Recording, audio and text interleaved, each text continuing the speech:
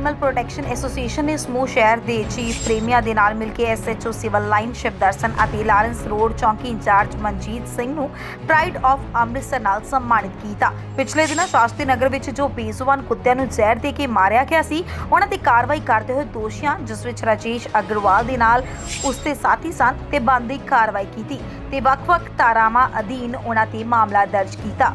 ਅੱਜ ਸਾਡੀ anti crime animal protection team Amritsar ਦੇ ਸਮੂਹ ਜਿਹੜੇ ਜੀਵ ਪ੍ਰੇਮੀ ਨੇ ਸਾਰਿਆਂ ਦੇ ਨਾਲ ਅਸੀਂ ਸਿਵਲ ਲਾਈਨ ਪੁਲਿਸ ਸਟੇਸ਼ਨ ਦੇ ਵਿੱਚ ਆ ਕੇ ਐਸਐਚਓ ਸ਼ਿਵ ਦਰਸ਼ਨ ਜੀ ਤੇ ਲਾਰੈਂਸ ਰੋਡ ਚੌਂਕੀ ਦੇ ਜਿਹੜੇ ਇੰਚਾਰਜ ਨੇ ਮਨਜੀਤ ਸਿੰਘ ਜੀ ਉਹਨਾਂ ਨੂੰ ਸਨਮਾਨਿਤ ਕੀਤਾ। ਪਿਛਲੇ ਦਿਨੀ ਜਿਹੜਾ ਹਾਦਸਾ ਵਾਪਰਿਆ ਸੀਗਾ ਸ਼ਾਸਤਰੀ ਨਗਰ ਦੇ ਵਿੱਚ ਬੇਜ਼ੁਬਾਨ ਜਾਨਵਰਾਂ ਨੂੰ ਜ਼ਹਿਰ ਦੇ ਕੇ ਮਾਰਿਆ ਗਿਆ ਸੀਗਾ, ਉਹਨਾਂ ਦੀ ਇਹਨਾਂ ਨੇ ਪੈਰਵਾਈ ਰੱਖਦੇ ਹੋਏ ਜਿਹੜੇ ਅਸੀਂ ਪ੍ਰੂਫ ਇਹਨਾਂ ਨੂੰ 10 ਦਿਨ ਪਹਿਲਾਂ ਦਿੱਤੇ ਸੀਗੇ ਉਹਦੇ ਵੀ ਹਾਫ ਤੇ ਇਹਨਾਂ ਨੇ 2 ਬੰਦਿਆਂ ਨੂੰ ਐਫਆਈਆਰ ਕੀਤੀ ਹੈ। 428 429 ਸੈਕਸ਼ਨ 11 ਦੇ ਥਰੂ ਹੋਈ ਹੈ ਜਿਹੜੀ ਕਾਰਵਾਈ। ਮੈਂ ਕਹਿੰਦਾ ਬਹੁਤ ਹੀ ਸ਼ਲਾਘਾਯੋਗ ਕਦਮ ਹੈ ਤੇ ਅਸੀਂ ਐਪਰੀਸ਼ੀਏਟ ਕਰਨ ਆਏ ਹਾਂ ਐਸਐਚਓ ਸਾਹਿਬ ਨੂੰ ਤੇ ਮਨਜੀਤ ਸਿੰਘ ਜੀ ਨੂੰ, ਜਿਨ੍ਹਾਂ ਨੇ ਵਿਦਆਊਟ ਐਨੀ ਪੋਲੀਟੀਕਲ ਪ੍ਰੈਸ਼ਰ ਹੈ ਸਾਨੂੰ ਆਸ਼ਵਾਸਨ ਦਿੱਤਾ ਸੀਗਾ ਵੀ ਅਸੀਂ ਗ੍ਰਿਫਤਾਰੀ ਪਾਵਾਂਗੇ।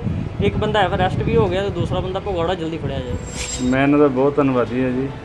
ਐਨੀਮਲ ਲਵਰ ਜਿਹੜੇ ਸਾਰੀ ਜਨਜੀਵ ਸੰਸਥਾਵਾਂ ਨੇ ਇਹਨਾਂ ਨੇ ਮੈਨੂੰ ਧੰਨਵਾਦ ਮਤਲਬ ਸਨਮਾਨਿਤ ਕੀਤਾ। ਚੌਂਕੀ ਇੰਚਾਰਜ ਲਾਰੈਂਸ ਰੋਡ ਇਹਨਾਂ ਨੂੰ ਸਨਮਾਨਿਤ ਕੀਤਾ ਕਿਉਂਕਿ ਪਿਛਲੇ ਸਮੇਂ ਦੌਰਾਨ ਮਾਰਚ ਵਿੱਚ ਸ਼ਾਸਤਰੀ ਨਗਰ ਏਰੀਆ ਵਿੱਚ ਕੋਈ ਡੌਗਜ਼ ਨੂੰ ਜ਼ਹਿਰੀਲਾ ਪਦਾਰਥ ਦੇ ਕੇ ਮਾਰ ਦਿੱਤਾ ਗਿਆ ਸੀ। ਉਹਦੇ ਸਬੰਧ 'ਚ ਅਸੀਂ ਇਹਨਾਂ ਦੀ ਐਫਰਟ ਨਾਲ ਜਿਹੜੀ ਐਫਆਈਆਰ ਦਰਜ ਕੀਤੀ ਅਤੇ ਇਨਵੈਸਟੀਗੇਸ਼ਨ ਕੀਤੀ, ਜਿਸ 'ਚ ਇਹਨਾਂ ਨੇ ਸਾਰਾ ਸਹਿਯੋਗ ਦਿੱਤਾ ਸਾਨੂੰ। ਜਿਹੜੇ ਮੇਨ ਕਲਪਰੇਟਰ ਨੇ ਉਹਨਾਂ ਨੂੰ ਟਰੇਸ ਕੀਤਾ ਅਤੇ ਉਹਨਾਂ ਨੂੰ ਅਰੈਸਟ ਕੀਤਾ ਸੀ। ਇਸ ਕਰਕੇ ਇਹਨਾਂ ਨੇ ਸਾਨੂੰ ਅੱਜ ਸਨਮਾਨਿਤ ਕੀਤਾ ਵਾ। ਜਿਹੜਾ ਬੇਜ਼ੁਬਾਨ ਜਾਨਵਰ ਹੈ ਜੀ, ਜਿਹੜੇ ਲੋਕ ਇਹਨਾਂ 'ਤੇ ਅਤਿਆਚਾਰ ਕਰਦੇ ਆ, ਕਾਨੂੰਨ ਦੀ ਉਲੰਘਣਾ ਕਰਦੇ ਆ, ਉਹਨਾਂ ਦੇ ਖਿਲਾਫ ਜਿਹੜੀ ਸਾਡੇ ਵੱਲੋਂ ਜਿਹੜੀ ਕਾਰਵਾਈ ਕਰਨੀ ਬਣਦੀ ਹੈ ਕੀਤੀ ਵੀ ਅਸੀਂ।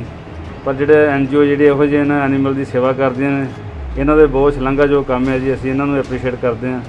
ਇਸੇ ਤਰ੍ਹਾਂ ਜਿਹੜੇ ਇਹਨਾਂ ਲੋਕਾਂ ਨੇ ਸੇਵਾ ਕੀਤੀ ਬੇਜ਼ੁਬਾਨ ਜਾਨਵਰਾਂ ਦੀ ਲੋਕਡਾਊਨ ਦੇ ਦਰਮਿਆਨ ਅਤੇ ਬੜਾ ਸ਼ਲਾਘਾਯੋਗ ਕੰਮ ਹੈ ਅਤੇ ਅੱਗੇ ਤੋਂ ਵੀ ਇਹਨਾਂ ਦਾ ਸਾਥ ਇਸੇ ਤਰ੍ਹਾਂ ਦਿੰਦੇ ਰਹਾਂਗੇ। 2 ਬੰਦੇ ਸੀ ਇਹਦੇ ਵਿੱਚ ਆਇਡੈਂਟੀਫਾਈ ਹੋਏ ਸੀ ਜਿਨ੍ਹਾਂ ਦੀ ਵੀਡੀਓ ਸਾਨੂੰ ਆਡੀਓ ਕਲਿੱਪ ਵੀ ਮਿਲ ਗਏ ਸੀ, ਉਹਨਾਂ ਨੂੰ ਅਸੀਂ ਗ੍ਰਿਫਤਾਰ ਕੀਤਾ ਵਾ। ਐਨੀਮਲਜ਼ ਦੇ ਅਤਿਆਚਾਰ ਰੋਕੂ ਐਕਟ ਤਹਿਤ ਅਸੀਂ ਐਫਆਈਆਰ ਦਰਜ ਕੀਤੀ ਹੈ।